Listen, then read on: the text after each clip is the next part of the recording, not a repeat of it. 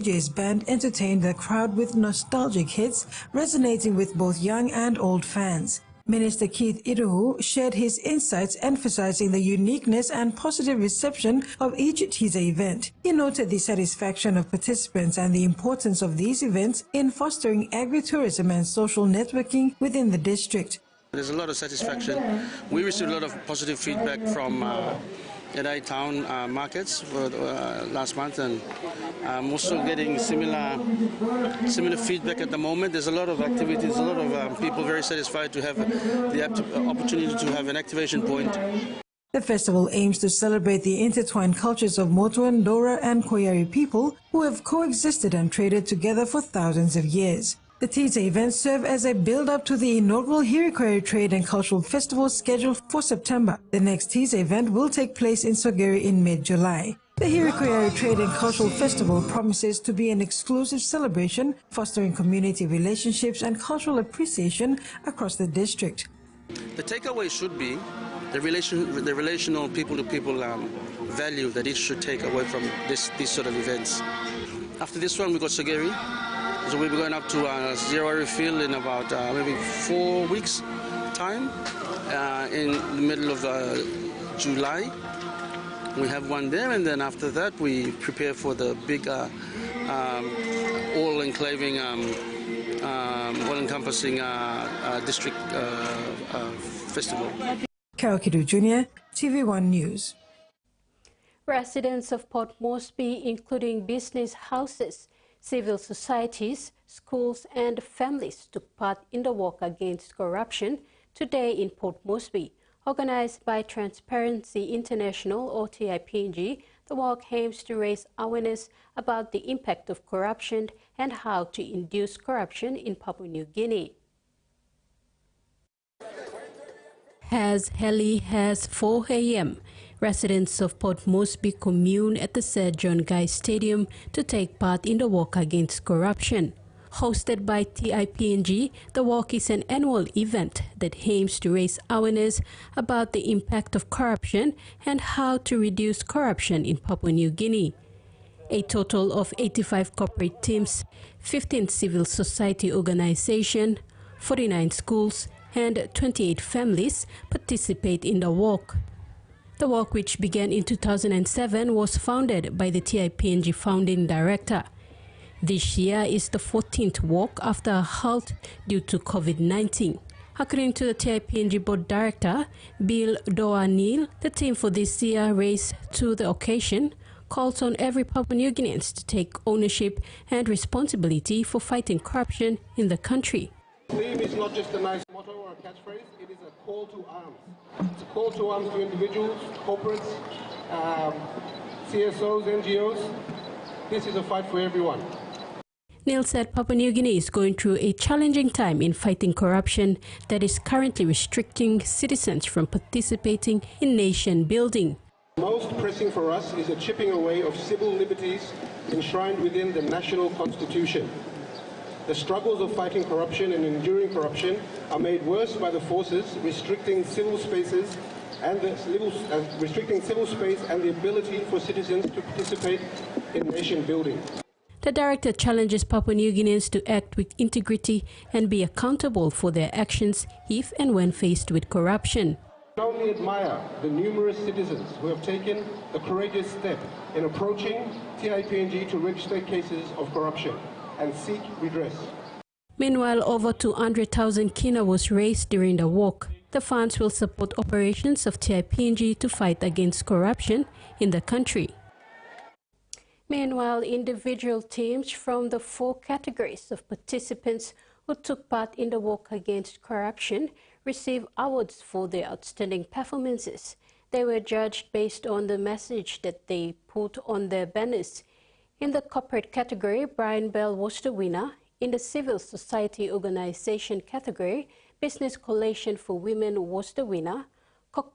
College won the schools category, and Halois Family won the family category. TV1 News continues. When we come back, stay with us.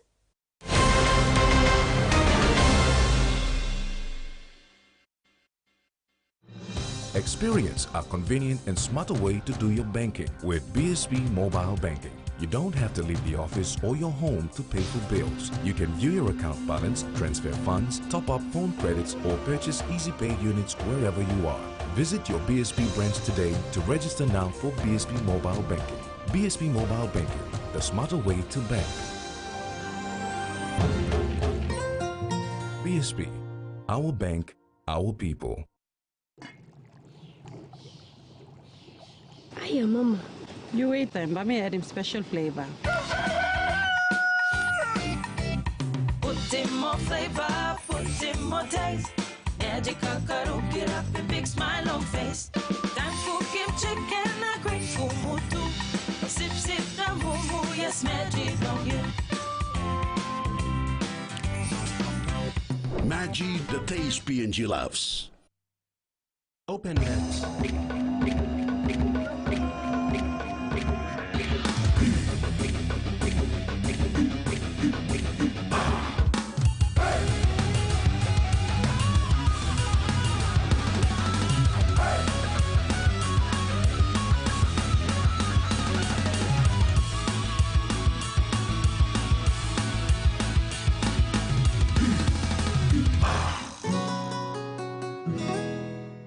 He says the best Hunters players come from his region. So does she. But there's one thing that brings everyone together. SB Laga, Bunyamyumi. A quick favorite meal for the day does feel good. Snacks Noodles is my choice for a simple meal. It is easy to prepare and fast to cook. And with a touch of flavor and ingredients, quality noodles that can be cooked and enjoyed in many different ways. You see, my whole family loves it. It's made here in PNG and comes in different pack sizes. Snacks Noodles, tastier but you like it more.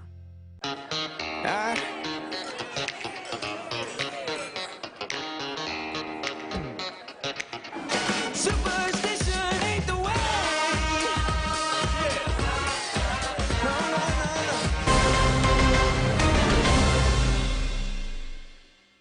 Thanks for staying with us. To overseas, it's a question most of us ponder at some point. Will we one day be buried or cremated? If we choose the latter, we could consider a second question, cremation by fire or water.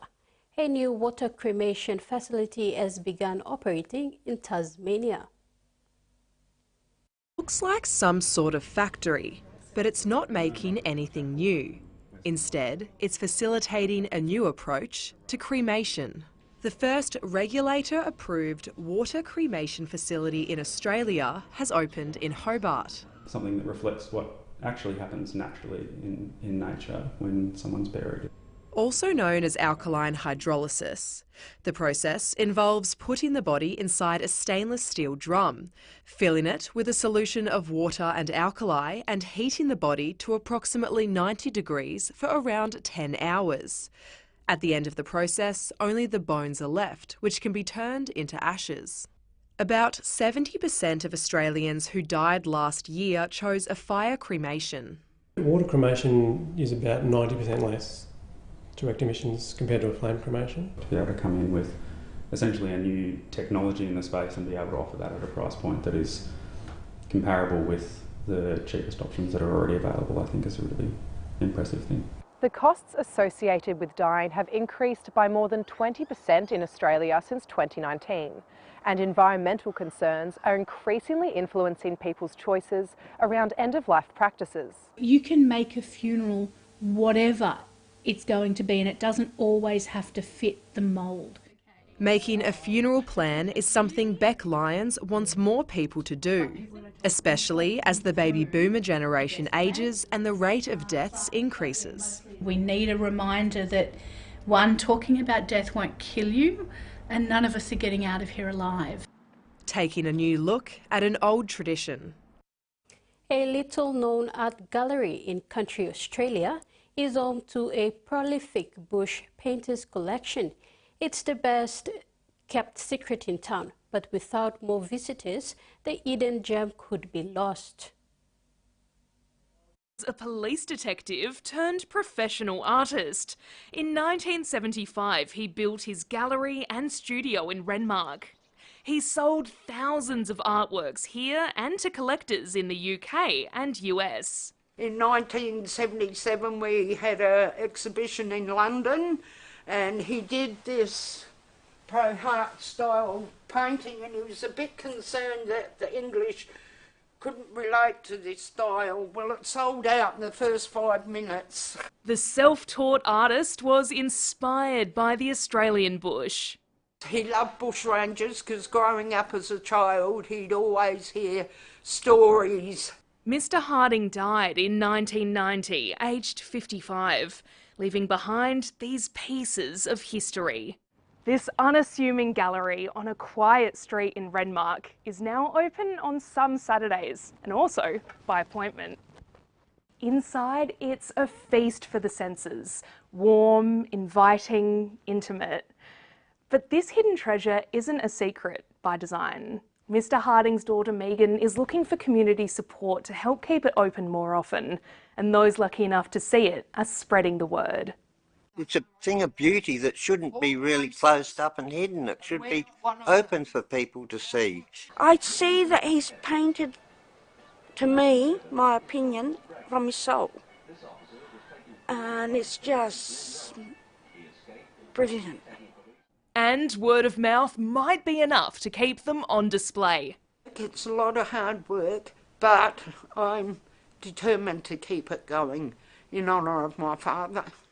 A colourful life on canvas. You're watching TVWAN News. Sports is next. Stay tuned.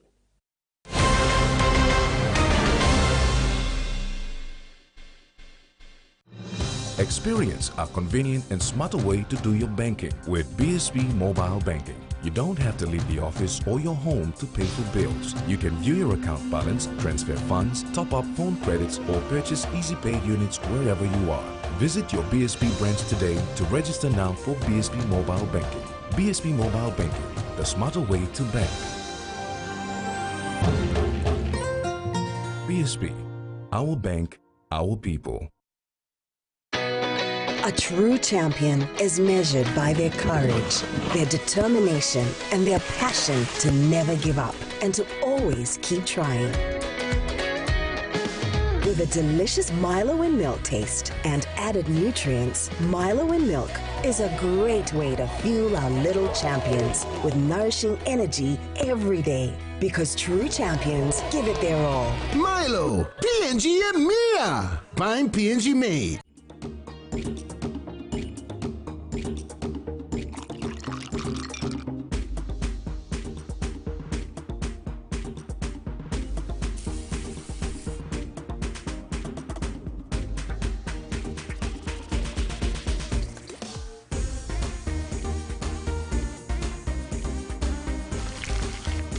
More clean, more sweet. Flame natural white sugar. Make more. Enjoy life when we work together, making happy memories that last forever. Hot and talk, young or old, let's calories, family meal with home. We'll bring out the smiles, cause it's our favorite from us. Tennessee cola, scale rice, don't scale price. Tennessee cola, scale rice, don't scale price. Amber, you like it? Beauty is my business, but beauty sure is a tough game. Filters are great, but great skin, better. And that's why my skin deserves the best. So I choose self-care, soaps that gently nourish my skin, resulting in a radiant look, made with tropical ingredients. I trust self-care from City Pharmacy, so bring it on! My skin is ready and so am I.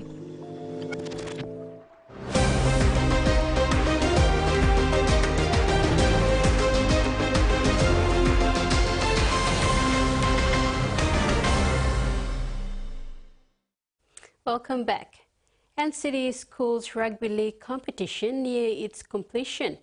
The competition started semi-final in the under-16 and under-18 division for the girls yesterday. NCDC Schools Rugby League competition has been a great rugby league event for school students in the nation's capital participating in the event. It brings them together so that they get to play and socialize with fellow students from other schools in the city. Not only that, it also provides them opportunity to get a scholarship abroad if they do well. President of NCD Schools Rugby League competition, Arnold Gende, said they have already achieved this with 2 boys expected to travel abroad. And just recently, we selected 5 boys to be trained and coached by the academic coach, Mr. Lawrence Kuso. From those 5, he's going to select, they are going to select 2 boys to go to England and live there and play rugby league, go to school in England and play rugby league in England. The competition hosted its semi-final matches yesterday. Not only did the girls play well, they were also entertaining to watch for their friends and schoolmates.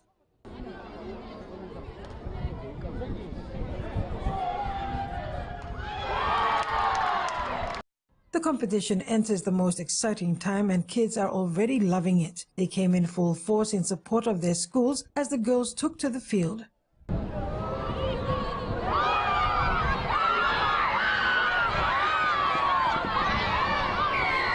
Karakiru Jr., TVWAN Sports. Final preparations are going well for Season 5 2024 of the POM Corporate Volleyball Competition. Due to the increased number of teams and cost of venue hire, the match organizers have hoped to use the non-second chance system in the final playoffs. This will now have teams do their best in the finals next weekend. In normal rounds, the best-of-3 format was used, but as the final progresses next Sunday, June 23rd, the best-of-5 sets game format will be used. It will take about 6 Sundays to complete the finals and grand finals. All teams will play off in a crisscross format. Top placings 1 to 5 of Pool A, B, C, and D will compete in the Cup category. Middle placings 6 to 10 will play in the Plate category, and bottom 11 to 14 vie for the Bowl. The strong teams will take the minor premier titles and will be formidable opponents in the finals. In the men's division, NCDC is the reigning champs and 4-time cup winner in Pool A, CPL1 in Pool B, PNG Customs in Pool C, and Parliament in Pool D. For the women's division, minor premiers Kinabank in Pool A, BSB undefeated in Pool B, BPNG 2 in Pool C, and Parliament in Pool D. The match committees say it is challenging to predict the outcome, as it will come down to which teams are prepared and willing to go the extra mile on the day. The finals have no second chance system, so teams need to be in sync and gel as a unit. The minor premiers might continue their dominance, but there are dark horses in the mix, with the showdown expected to be epic with exciting exchanges next weekend. Karakiru Jr., TV1 Sports. Vanuatu is off to a good start in Port Vila after beating Solomon Islands 1-0 in the opening match for the OFC Nations Cup today. The match was dubbed a grand final by both coaches after the withdrawal of New Caledonia, with New Zealand as the third team in Group A. Defeat in the opening match could ruin their respective semi-final dreams. The Vanuatu capital, Port Vila, eagerly awaited the OFC Men's Nations Cup, and 6,499 fans managed to secure a ticket, while thousands more packed every patch of grass, rooftops and car trams in and around VFF Freshwater Stadium. Over the years, the Solomon Islands have had a superior record against their Pacific neighbor, and after the initial Vanuatu onslaught, the visitors started dominating possession as well in the strings in Midland. And guess who? It's the super sub, Kenzie Taggis. The old man has got the goal. Despite the dominance, Solomon Islands struggled to create clear-cut chances against a solid Vanuatu defense. Vanuatu and their fans did their well-deserved goal when super sub Kenzie Taggis added on corner, setting off wild celebrations in VFF Freshwater Stadium and surrounding hillsides. With a victory, Vanuatu now has 1 foot in the semi-final, while the Solomon Islands will need a historic win against New Zealand to keep their hopes of progression alive. Susan Korum, TVWAN Sports. The countdown to the Olympic and Paralympic Games is on, with final preparations underway in the French capital. From bedbugs to thoroughthreads, the road to Paris hasn't been easy for organizers who set out to host the new age Olympics on a budget. ABC reports. Excitement is building here in Paris as the city prepares to host the Olympic and Paralympic Games from next month. Now, Paris is promising a modern Olympics that will attract a new young audience, and that all starts with the addition of breakdancing as an Olympic sport for the very first time. It's not only about gymnastics, it's not only about, showing crazy power moves and spinning 2,000 times on your head or something. It's a whole culture. The Summer Games will also feature volleyball under the Eiffel Tower and swimming in the Seine if they can get the river clean. More than 15 million tourists are expected to visit Paris for the Games. While they'll bring much welcome tourist dollars, the crowds also increase security concerns, and there are fears the city's ageing transport system won't keep up. It's going to be a big mess. There are works everywhere. There are lots of accesses that are closed. I don't think I will be here. No, I will go holiday. Preparing the city has also come at a cost to some of its most vulnerable residents. We've been trying to raise awareness about social cleansing. The words can be harsh, but that's really what's happening. It's been a year that every tent city, every slums, every squat place, everybody that lives or rely on the streets is being kicked out or pushed away from Paris. But Paris is hoping to make this year's Games a positive experience with a lasting legacy for the city and the Olympics. It's pioneering a lean approach that uses existing facilities where possible and is expected to keep costs close to budget. It's a model it hopes future host cities can replicate. My advice, and only advice I try to share with Brisbane, is try to be ready the earlier as you can. 8 years, it's look far away, but it's tomorrow, and you have to manage things already now. As Paris grapples with the challenges of hosting such a major global event, the lessons learned here could help shape Australia's approach as Brisbane steps up to host the Olympics in 2032. This ends the sports segment, and now the weather focused.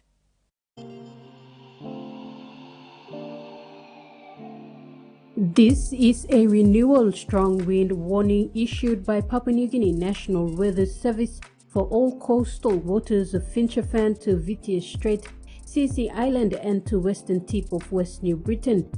Strong southeast winds of 25 to 33 knots are expected to continue for the next 24 hours, causing rough seas.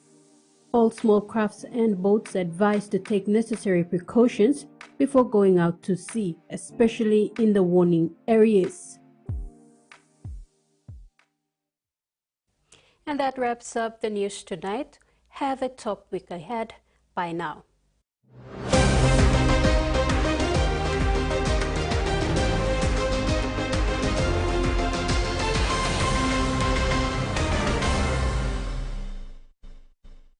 The TVWAN News was proudly brought to you by